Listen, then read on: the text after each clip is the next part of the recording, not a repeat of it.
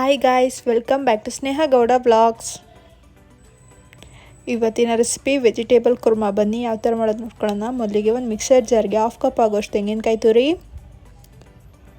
5ರಿಂದ 6 ಹಸಿಮೆಣಸಿನ್ಕಾಯಿ,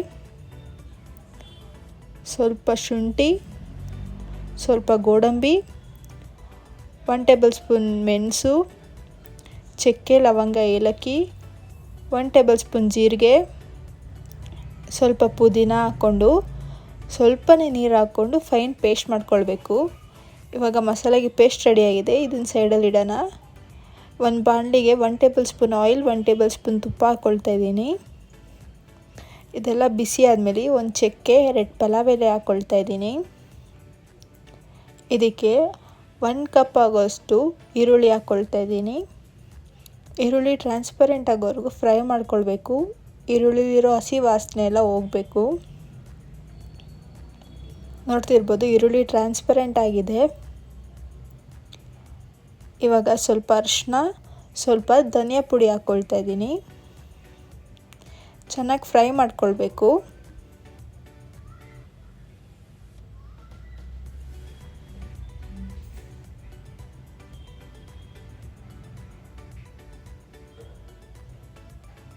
ಇವಾಗ 1 tomato add ಮಾಡ್ಕೊಳ್ತಾ ಇದ್ದೀನಿ.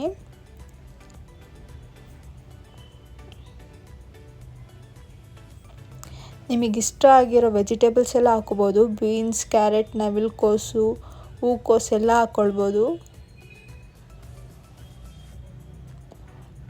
ತರಕಾರಿನೆಲ್ಲ ಆಯಿಲಲ್ಲಿ ಫ್ರೈ ಮಾಡ್ಕೊಳ್ತಾ ಇದ್ದೀನಿ.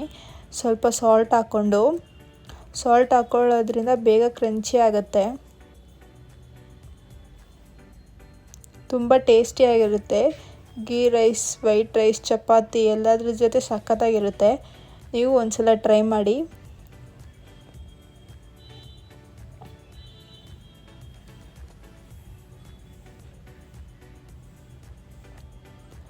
ಇವಾಗ ಗ್ರೈಂಡ್ ಮಾಡ್ಕೊಂಡಿರೋ ಪೇಸ್ಟ್ ಹಾಕ್ಕೊಳ್ತಾ ಇದ್ದೀನಿ.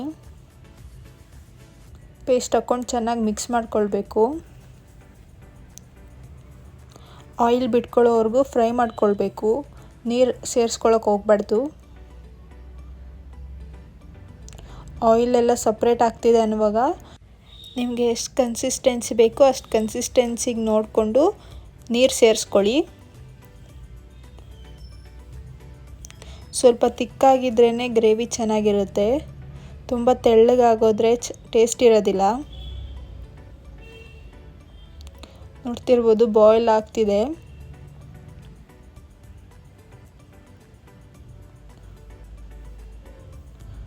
ತುಂಬ ಟೇಸ್ಟಿಯಾಗಿರುತ್ತೆ. ನೀವು ಒಂದ್ಸಲ ಟ್ರೈ ಮಾಡಿ, ಹೇಗಿತ್ತು ಅಂತ ಕಮೆಂಟ್ ಮಾಡಿ. ಯಾರೆಲ್ಲ ಇನ್ನೂ ನನ್ನ ಚಾನಲ್ ಸಬ್ಸ್ಕ್ರೈಬ್ ಆಗಿಲ್ಲ, ಪ್ಲೀಸ್ ನನ್ನ ಚಾನಲ್ನ ಸಬ್ಸ್ಕ್ರೈಬ್ ಆಗಿ.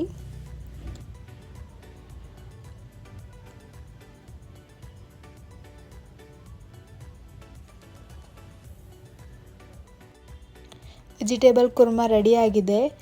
ಇವಾಗ ಸ್ಟವ್ ಆಫ್ ಮಾಡಿ ಲಿಡ್ನ ಕ್ಲೋಸ್ ಮಾಡಬೇಕು.